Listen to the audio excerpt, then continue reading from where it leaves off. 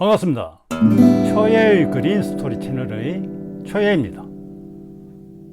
올해도 린들레이의 꽃이 활짝 폈습니다.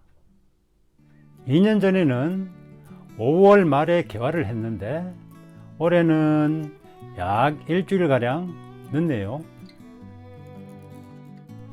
5월이 시작되면서 매일 벌브 사이사이로 꽃눈을 찾는 것이 하나의 루틴이었죠.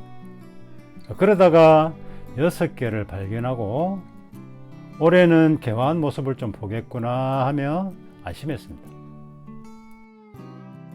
그런데 꽃눈 하나가 안으로 파고드는 것을 발견하고 밖으로 유인하는데 성공했습니다.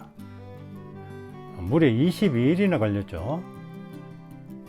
왜냐하면 처음에는 워낙 약하니까 손을 못 대니 어느 만큼은 자라야 할 것 같고, 반대로 자라고 나면 그만큼 안으로 파고드니 그야말로 난간이었습니다. 2024년 봄 대구에서 처음 이 취석곡을 데려올 때 이미 2군데 꽃눈이 달려 있었습니다. 그러다가 베란다 환경에 정착하면서 그 꽃눈은 생장이 정지되고 새로운 화가 7개 분화되면서 정말 화려한 꽃 폭포를 연출했죠.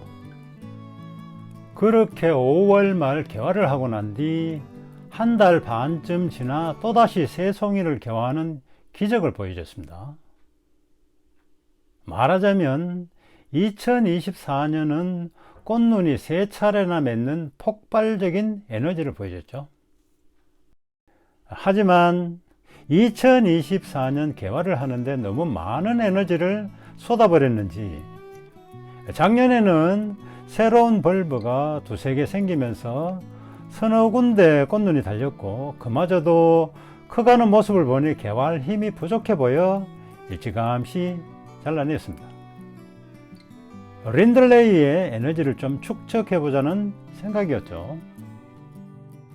그때 아껴두었던 에너지가 올해 이렇게 꽃펴졌을까요? 지금도 이렇게 베란다에서 존재감을 뽐내고 있습니다. 알고 보면 린들레이는 다 같은 게 아닌 것 같습니다.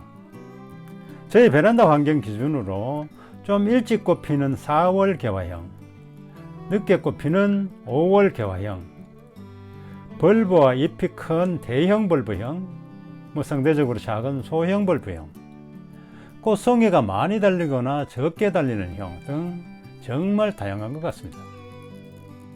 또 린들레이 마니아 사이에서는 개화가 잘 되지 않는 품종도 있어 구매를 할 때 반드시 지난번의 꽃대를 확인해야 한다는 이야기도 있죠.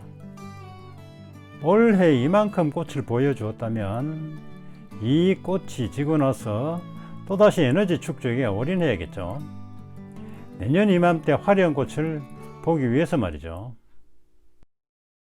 식물을 기르면서 느낀 점은 우리는 꽃이라는 결과를 그토록 기다리지만 그것은 지극히 한순간에 불과하고 오히려 한 송이 꽃을 위한 하루하루의 과정이 정말 소중하고 더없이 의미 있는 일이 아닐까 생각해 봅니다.